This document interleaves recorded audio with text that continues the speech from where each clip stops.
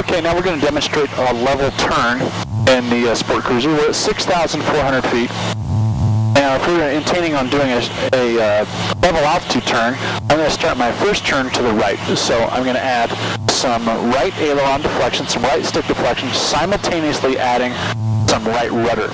Now, if I don't use the right rudder, watch what happens.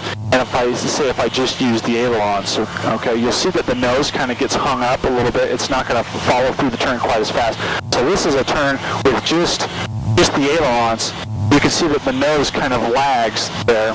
You can also see the indication on the turn coordinator that it's showing that I need to add some right rudder.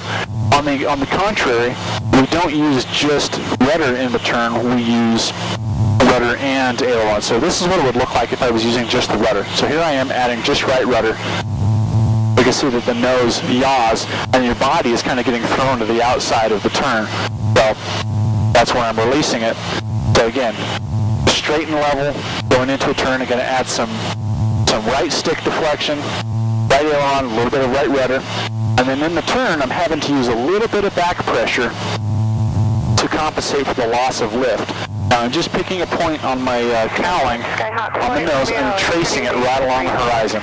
When it comes time to roll out, I ease up on the right rudder, add a little bit of left rudder, and roll out with the ailerons. We'll now do the opposite. We'll do a left turn. So again, left rudder, left aileron deflection, a little bit of back pressure, and what I'm doing now with the stick is I'm doing what's called neutralizing it. If I were to continue holding it to the left, it's just going to tend to want to overbank and overbank, so I'm using some opposite deflection to keep it from overspeeding and overbanking.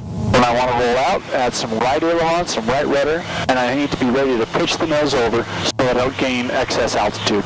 That's a level turn.